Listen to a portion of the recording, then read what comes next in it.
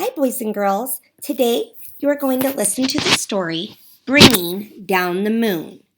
The author is Jonathan Emmett, and remember that the author writes the book, and it was illustrated by Vanessa Cabin.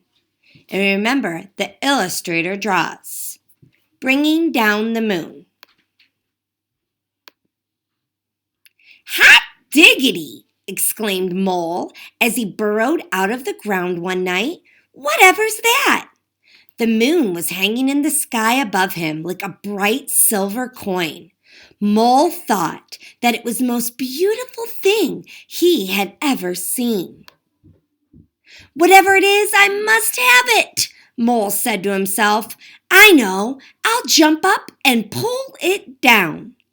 Thump, thump, thumpity, bump! Mole was so busy jumping, he didn't think about the noise he was making, and he woke up Rabbit in her burrow. Mole, said Rabbit, what on earth do you think you're doing? Hello, Rabbit, said Mole. I'm trying to pull down that shiny thing. You mean the moon? Asked Rabbit. So that's what it's called, said Mole. You'll never do that, said Rabbit. It's not as close as it looks. But Mole would not give up. I know, he thought. I'll get a stick and I'll poke it down. And he found a long stick and he poked it up at the moon. Swish, swish, swishity swish. Mole was so busy poking that he tripped over Hedgehog in his bed of leaves. Mole, grunted Hedgehog. What are you up to? Hello, Hedgehog, said Mole. I'm trying to poke down the moon. You'll never do that, said Hedgehog. It's not as close as it looks. But Mole would not give up. I know, he thought. I'll throw something at it and I'll knock it down. He found some acorns and he threw them at the moon. Plunk, plink, plinkety, plink. Ouch! Said Squirrel. Mole, have you gone nuts? Hello, Squirrel, said Mole. I'm trying to knock down the moon. You'll never do that, said Squirrel. It's not as close as it looks. But Mole wanted the moon so badly he would not give up. I know, he thought. I'll climb a tree and I'll carry it down. Mole had never climbed a tree before. It was hard work, and he was scared to be so far from the ground. But he kept on going until he saw the moon resting in the leaves above him. Mole stretched out his paws, but just when he thought he had the moon, he slipped. Oh! Eek! Ouch! Ah!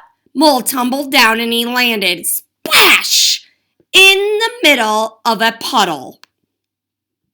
Hot diggity drat, thought Mole. I almost had it that time. And then he noticed something floating in the puddle beside him. It was a pale and wrinkled, but Mole recognized it at once. The moon, whispered Mole. It must have fallen down with me. And he reached out to pick up the moon, but as soon as he touched it, it broke into pieces and vanished.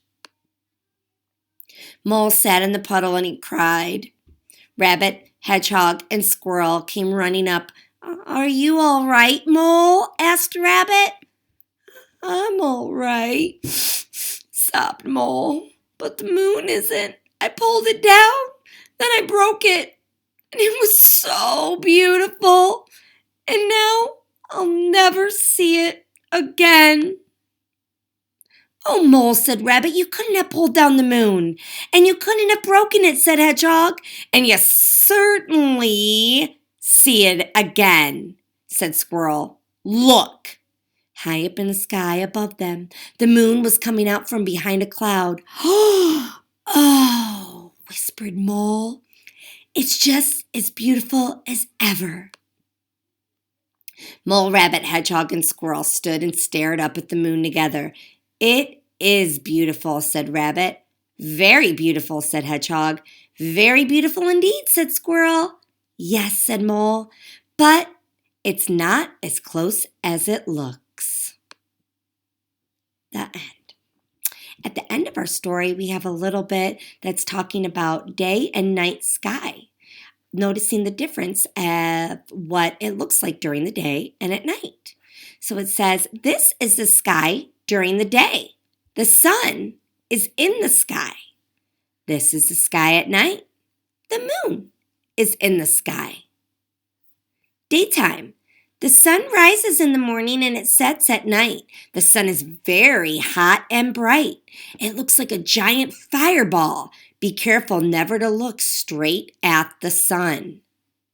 Nighttime, the moon looks different at different times of the month. The moon can look like a thin crescent, or at another time, it can look full and round. Sometimes you can even see the moon during the day. The stars. The stars, the sun is a star. It looks big because it is the closest star to Earth. There are other stars we see only at night. These stars are very far away from Earth. We're always looking for new stars, and maybe one day you will discover one.